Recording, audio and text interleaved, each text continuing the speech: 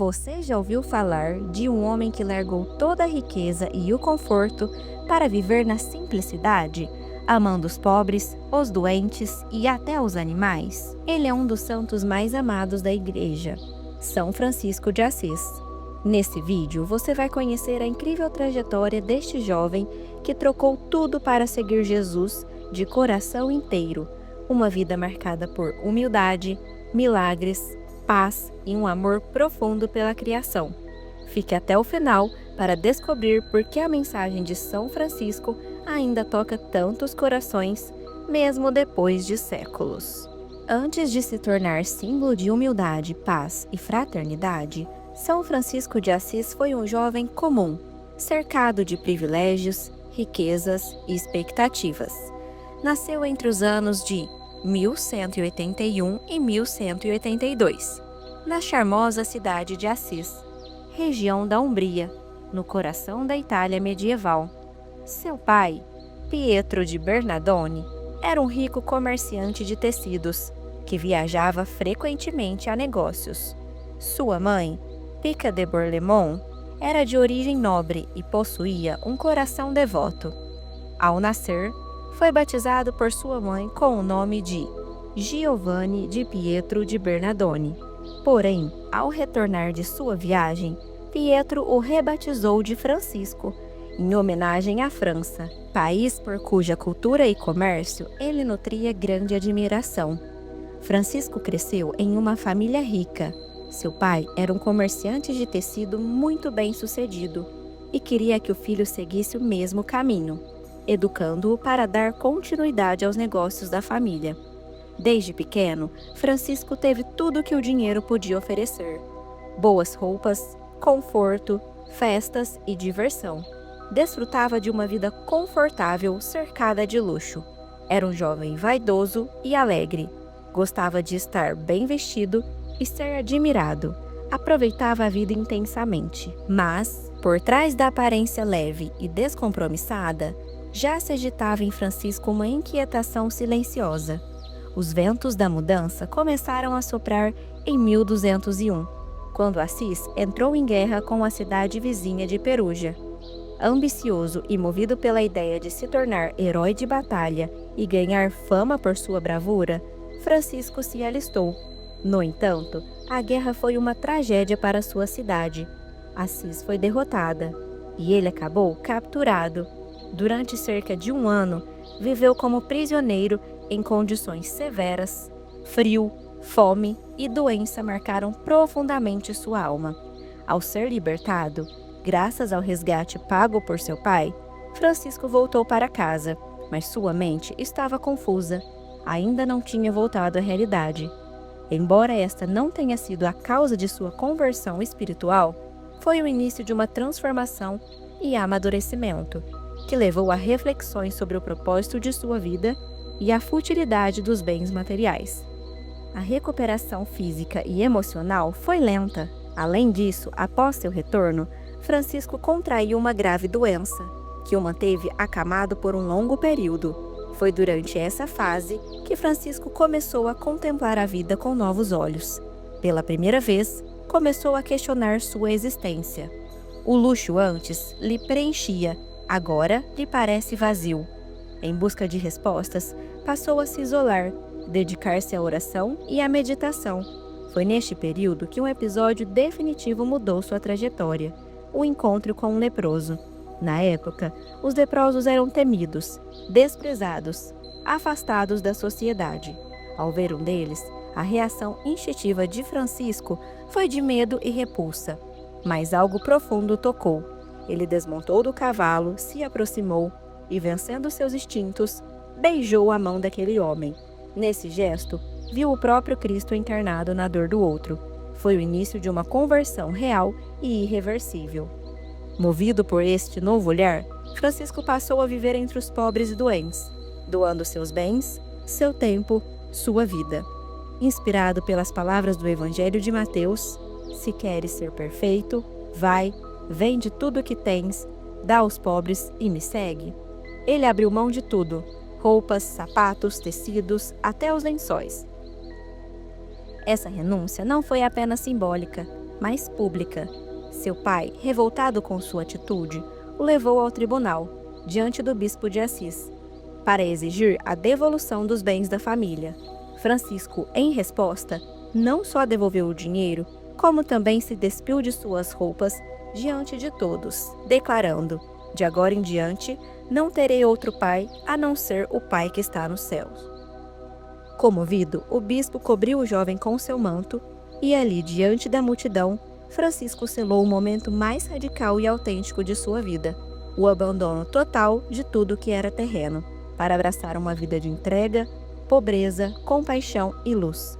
Era o fim de uma existência vazia e o nascimento de um homem que despiu de tudo, tornou-se pleno, um peregrino da paz, um irmão da criação, um reflexo do amor divino. Um dos momentos mais marcantes da vida de Francisco de Assis aconteceu quando, ao entrar na capela de São Damião, ajoelhou-se em oração diante do crucifixo. Durante sua prece, ouviu claramente a voz de Cristo dizer: Francisco, vá e restaure minha igreja que está em ruínas. Tomando essa mensagem ao pé da letra, Francisco acreditou que o chamado era para restaurar a capela física de São Damião, que estava em ruínas. Sem dinheiro, começou a pedir ajuda pelas ruas para conseguir materiais de construção. Muitos o consideravam louco, mas Francisco estava certo de que apenas obedecia ao chamado divino. Após concluir a reforma da capela de São Damião, dedicou-se também à reconstrução de outras igrejas, como a de São Pedro e a pequena capela da Porciúncula, dedicada a Nossa Senhora dos Anjos, nos arredores de Assis. A Porciúncula logo se tornaria um dos lugares mais queridos por Francisco e seus seguidores, tornando-se o coração espiritual da futura ordem dos frades menores. Com o tempo, Francisco entendeu que o chamado de Cristo ia muito além da reconstrução física e estrutural da igreja. Era, na verdade, uma convocação para renovar a igreja como um todo, não apenas em sua estrutura, mas principalmente em seu espírito. Ele compreendeu que sua missão era restaurar a fé das pessoas, reacender o amor ao próximo, a simplicidade e a humildade que ele sentia terem se perdido na vida cristã.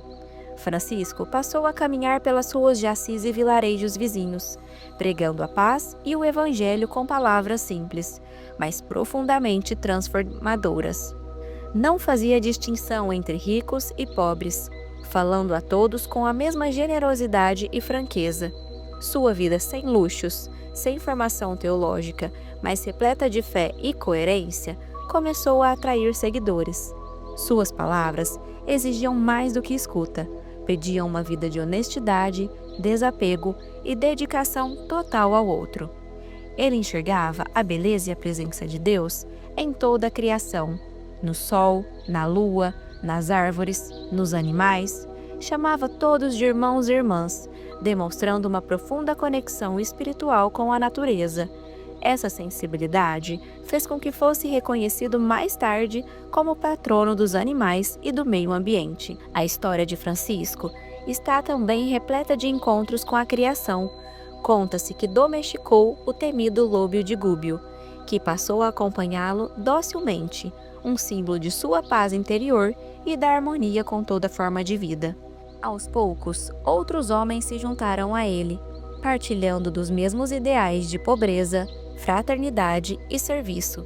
Viviam em comunidade, pedindo esmolas apenas para sobreviver e ajudar os mais pobres.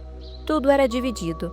Francisco os chamava de frades menores, para enfatizar sua humildade diante de Deus e dos homens. À medida que as pessoas eram tocadas pelo estilo de vida e pelas palavras de Francisco, o movimento foi crescendo. Com o crescimento, Francisco percebeu a necessidade de buscar reconhecimento oficial. Em 1210, foi a Roma apresentar o seu projeto de vida evangélica ao Papa Inocêncio III. Inicialmente, o Papa hesitou, mas mudou de ideia após sonhar com um homem pobre e simples que sustentava com as próprias mãos a igreja de São João de Latrão, prestes a desmoronar. Reconhecendo Francisco neste homem, concedeu aprovação oral à nova ordem no dia 16 de abril de 1210. Assim nasceu oficialmente a Ordem dos Frades Menores, ou franciscanos. O reconhecimento papal não apenas legitimou o movimento, mas permitiu que se espalhasse rapidamente pela Itália e em pouco tempo por toda a Europa. Apesar de ter fundado uma ordem religiosa e ser profundamente respeitado pela Igreja, São Francisco nunca foi ordenado padre. Ele permaneceu como diácono por humildade, pois não se achava digno do sacerdócio. Preferia servir aos outros com simplicidade e oração. Francisco escreveu uma regra de vida para seus irmãos baseados no Evangelho, marcada pela radicalidade da pobreza, simplicidade e fraternidade. Ele desejava que seus frades não tivessem posses, vivessem de esmolas e fossem sempre itinerantes, como Jesus e seus apóstolos. A regra foi aprovada oralmente pelo Papa Inocêncio III e formalizada posteriormente pelo Papa Honório III. Entre os muitos tocados por Francisco estava Clara de Assis, jovem, de família nobre, mas profundamente inclinada à vida de oração e simplicidade. Inspirada pelas pregações e pelo testemunho de Francisco, fugiu de casa em 1212 para se juntar a ele em Porciúncula. Como sinal de sua entrega total a Cristo, cortou seus longos cabelos e se cobriu com um véu. Francisco a levou inicialmente para o convento beneditino de São Paulo, até que um espaço próprio fosse criado para ela e suas companheiras. Assim, nasceu a Ordem das Clarissas, a segunda ordem franciscana formada por mulheres que viviam na pobreza, oração e trabalho manual, sustentadas pela caridade e pela confiança na providência divina. Santa Clara, como ficou conhecida, guiaria essa comunidade com sabedoria e fé. Um gesto simbólico que atravessa os séculos foi a criação do primeiro presépio vivo, desejando que as pessoas compreendessem profundamente o nascimento humilde de Jesus. Francisco organizava encenações reais em grutas e estábulos. Essa tradição se mantém viva, especialmente em Assis, como expressão de espiritualidade franciscana. Viajando por vilas e cidade, Francisco pregava a paz, a pobreza e o amor fraterno com uma intensidade que tocava profundamente os corações. Sua presença despertava nas pessoas um encantamento raro, semelhante ao que os evangelhos descrevem sobre Jesus. Todos queriam se aproximar dele, ouvir sua voz, tocar sua túnica, guardar consigo qualquer lembrança, como se estivessem diante de algo sagrado. No auge da expansão da ordem, em 1219, Francisco se lançou em uma missão ousada: viajar ao Oriente Médio durante a Quinta Cruzada. A cruzada marcava uma batalha entre cristãos e muçulmanos. Com o objetivo de pregar a paz, foi ao Egito e cruzou a linha inimiga para encontrar-se com o sultão muçulmano. Embora os tempos fossem marcados por violência e rivalidade religiosa, Francisco acreditava no diálogo. O sultão, surpreso com a humildade e coragem daquele homem, o recebeu com curiosidade e respeito. Os dois conversaram por vários dias. O encontro não converteu exércitos, mas plantou uma semente de entendimento mútuo. Anos depois, os franciscanos herdaram a custódia de lugares sagrados em Jerusalém, função que ainda desempenham até hoje. À medida que envelhecia, a saúde de Francisco se fragilizava. Enfraquecido pelos jejuns, penitências e doença, buscou retiro no Monte Alverne. Lá, meditando sobre a paixão de Cristo, Francisco desejava sentir de forma plena a dor e o sacrifício de Cristo. Então teve uma visão mística de um serafim com asas flamejantes e Cristo crucificado. Ao fim da visão, encontrou-se marcado com os estigmas, feridas reais nas mãos, pés e lado, como as de Jesus. São Boaventura descreve que o sangue escorria manchando sua túnica. Francisco, com humildade, ocultava as marcas, revelando-as apenas quando necessário para a glória de Deus. Os estigmas revelaram a Francisco uma união ainda mais íntima com Cristo, selando em seu próprio corpo os sinais da paixão. No entanto, essa graça mística vinha acompanhada de intensa dor. As feridas jamais cicatrizavam por completo, provocando sofrimento constante e, por vezes, sangrando novamente, como se revivessem em silêncio o sacrifício do crucificado. No mesmo ano em que recebeu os estigmas, Francisco compôs uma das obras mais tocantes de sua espiritualidade, o Cântico das Criaturas, ou Cântico do Irmão Sol. Nele, exaltava o sol, a lua, o vento, a água, o fogo, até mesmo a morte, como irmãos e irmãs, revelando seu profundo amor e reverência pela criação. Nos últimos dias de vida, desejou retornar à Porciúncula, o lugar onde viveu sua jornada de pobreza e serviço. Quis morrer como viveu, com simplicidade e despojado de tudo.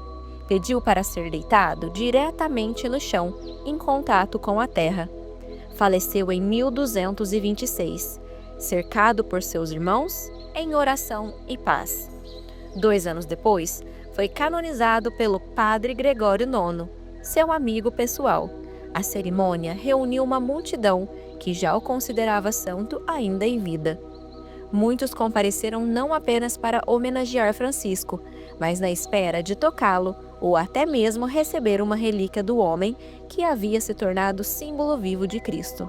Em 1979, o Papa João Paulo II declarou São Francisco padroeiro oficial dos ecologistas.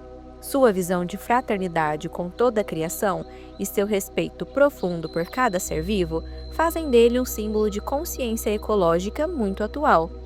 A simplicidade de sua túnica marrom, com 3 nós representando os votos de pobreza, castidade e obediência, tornou-se símbolo de uma espiritualidade nova, viva e acessível. Essa túnica é utilizada até os dias de hoje pelos franciscanos. São Francisco de Assis não apenas marcou a história da Igreja, mas também inaugurou um caminho espiritual centrado no desapego, no amor ao próximo e na reverência à criação. Seu legado ecoa até hoje como um convite a viver menos, amar mais e encontrar Deus na beleza simples de cada ser vivo. Logo após a canonização de São Francisco, foi construída em Assis a Basílica de São Francisco, onde repousa seu corpo. Considerada o principal santuário franciscano do mundo, a basílica é composta por 2 níveis distintos. No nível inferior, encontra-se o túmulo do santo, em uma cripta simples, em perfeita harmonia com a espiritualidade de humildade que ele viveu. Já o nível superior é conhecido por abrigar os célebres afrescos do artista italiano Giotto di Bondone, que retratam com beleza e sensibilidade os principais episódios da vida de São Francisco. As pinturas mostram cenas marcantes, como o chamado de São Francisco por Cristo, a renúncia de seus bens diante do Pai, a pregação aos pássaros, um encontro com o sultão durante a cruzada, a recepção dos estigmas e, por fim, sua morte serena. Esses afrescos não apenas contam sua história, mas também representam um marco na história da arte ocidental, ao trazer uma representação mais humana, emotiva e espiritualizada de fé cristã. São Francisco de Assis encerrou sua vida terrena com humildade e entrega total ao amor divino, tendo renunciado às riquezas para viver entre os pobres e a natureza, pregando a paz, a compaixão e a simplicidade. Sua morte foi marcada por serenidade e gratidão, cercada por seus irmãos franciscanos. Deixou como legado uma profunda espiritualidade centrada na alegria do serviço e no cuidado com toda a criação, sendo lembrado até hoje como símbolo de fraternidade e amor incondicional. São Francisco de Assis, rogai por nós.